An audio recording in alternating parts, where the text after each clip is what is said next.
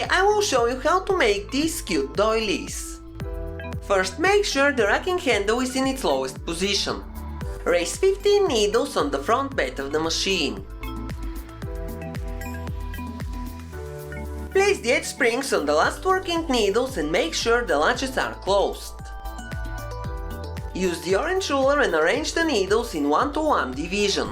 Set the front lock to N and the stitch size to 1. Now set the back lock to GX. I will use 1 strand of waste acrylic yarn for the cast on and 3 strands of acrylic yarn for the doily. I will use different color strands, this way the doilies will be very interesting. First, take the waste yarn. Insert the black strippers and knit 1 row, the lock must be on the left side of the machine. It should look like this. On the front lock, increase the stitch size to 5. Use the orange ruler and raise the needles between the edge springs. You must have 15 needles in working position. Tap the needle several times with the orange ruler and knit 1 row. Now the cast on is ready. Clear the row counter and knit 20 or 30 rows using the waste yarn. When knitting the first few rows, use the orange ruler and tap on the needles to tighten the yarn. This way you will make a perfect looking cast on.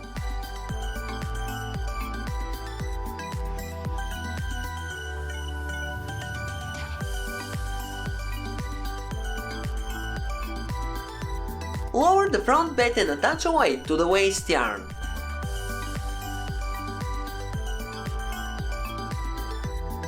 Clear the row counter, set the front lock to BX and increase the stitch size to 5.5. Now take the yarn for the doily. Raise pushers and the row working needles on the front bed and knit 1 row. Move the left edge spring, you can continue knitting without using it. Take the triple-decker tool and transfer the last 3 stitches 1 needle to the left. The empty needle must remain in working position. Raise 1 additional pusher to the left, put the rightmost working pusher in resting position and knit 2 rows. Use the triple-decker tool and transfer the last 3 stitches 1 needle to the left. Leave the empty needle in working position. Raise 1 additional pusher under the leftmost working needle, then put the rightmost working pusher in resting position and knit 2 rows. Repeat this step 1 more time. Move the last 3 stitches 1 needle to the left. Raise 1 additional pusher under the leftmost working needle, put the rightmost working pusher in resting position and knit 2 rows. Take the yarn from the lock and cast off the last 3 stitches from left to right. Pick the leftmost stitch and hook it on the needle to the right. Wrap the yarn from the lock behind the latch into the hook and pull the needle down to knit off the stitch. Then transfer this stitch to the needle on the right and repeat the same steps. Now pick the stitch and hook it on the needle to the right. It must have 2 stitches in its hook. Use the triple-decker tool and transfer the last 3 stitches 1 needle to the left.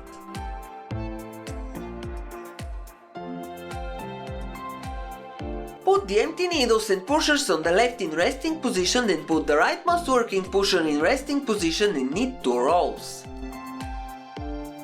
Move the last 3 stitches 1 needle to the left.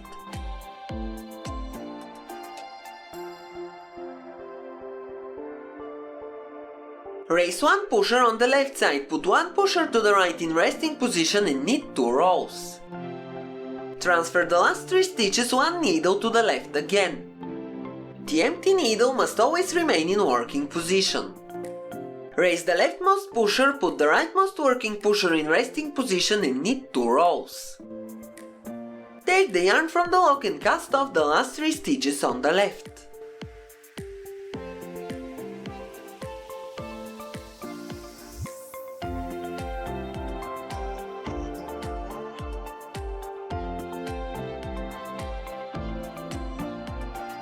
Now take the triple-decker tool and transfer them 1 needle to the left.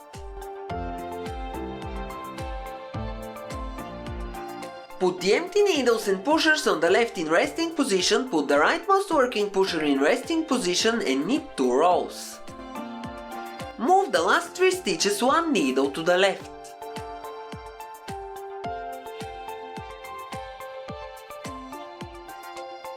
Raise one pusher on the left side, put the rightmost working pusher in resting position and knit 2 rows. Move the last 3 stitches one needle to the left.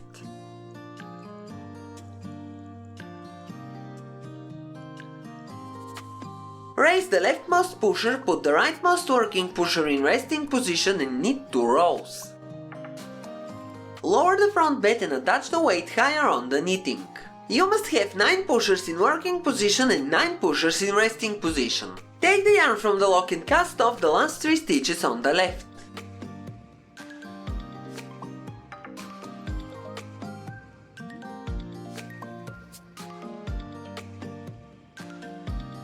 Don't transfer the stitches one needle to the left, put the 3 empty needles and pushers in resting position, raise all pushers in working position on the right side and knit 2 rows. After knitting the first row, check if the leftmost stitch is knitted off correctly. Then knit the second row. Now the first wedge is ready, you have to repeat the same steps to knit the other ones. For this doily you must make 6 wedges in total. You can see how I'm knitting the second wedge from a different point of view. When transferring the stitches, be careful because you can hurt your fingers from the latches of the needles.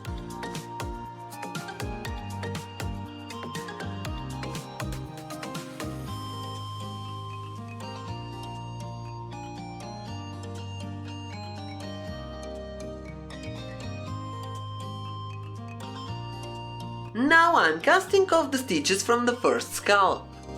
You must cast off the 3 stitches at the left side when you have 3 pushers in resting position at the right.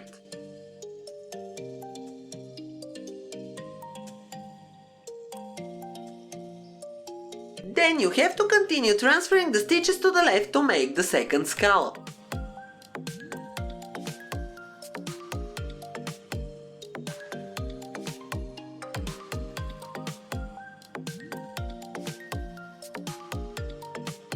By the way, do you like the color of the doily? I was too lazy to wind 3 cakes and decided to experiment with different colored strands.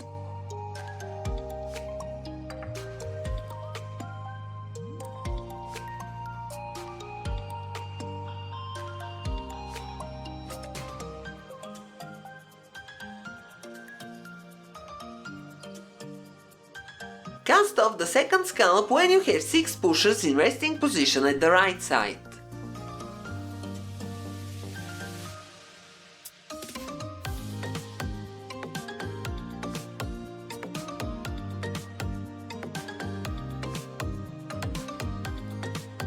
Then continue transferring the stitches to the left to make the third scallop.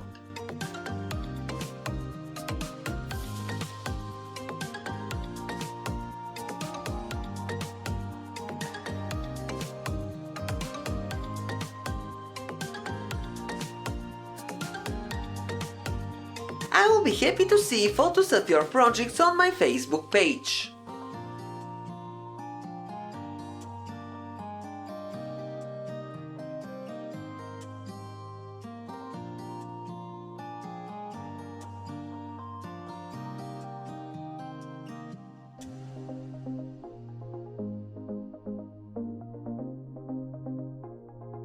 Don't forget to rehang the weight higher on the knitting from time to time. When you cast off the last 3 stitches the third time, don't transfer them to the left. Put the needles and the pushers in resting position, raise all 9 pushers on the right side in working position and knit 2 rows.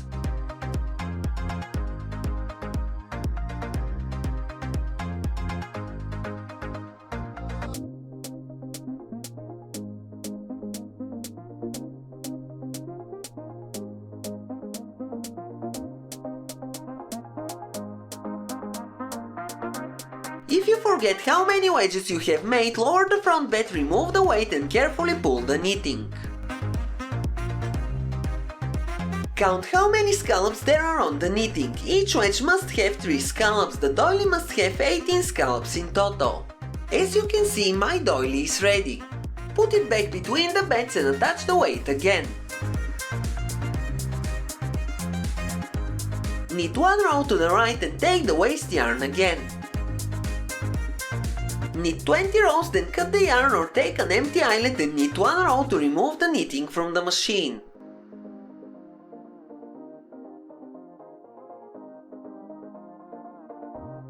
Now it should look like this. I will iron it. The iron is set to 2 dots and I'm using steam.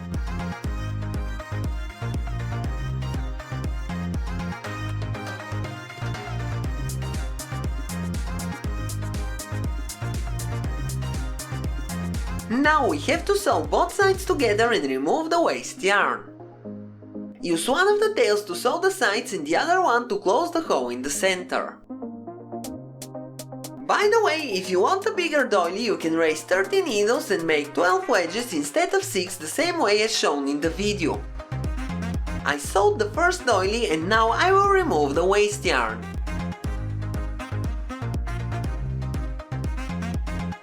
You can pull the end to unravel it from one of the sides. You can use a ravel cord to remove the waste yarn easily.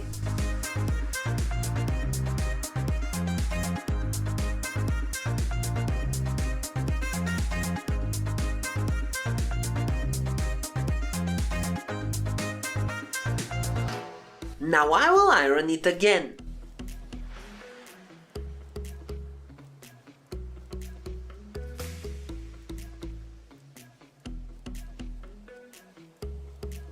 I made 2 small ones, for me and for me. Yep, both are for me.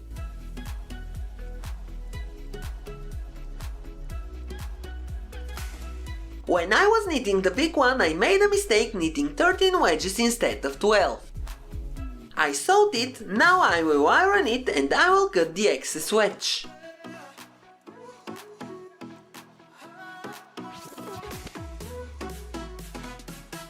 When I was knitting the doily, I was super calm. It was just as if I was meditating.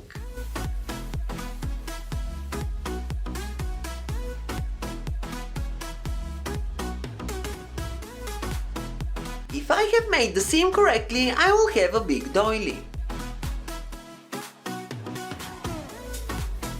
I will pull it slightly and...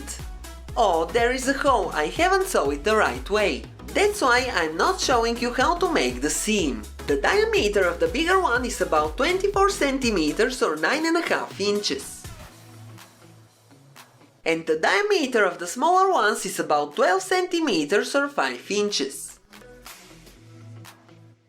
They are the perfect coasters and you can use both sides as a right side.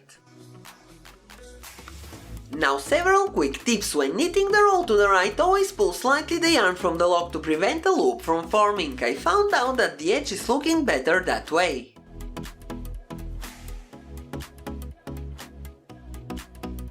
Also, after you cast off the last 3 stitches, make sure the yarn is tensioned correctly. Sometimes you may need to reinsert the right stripper.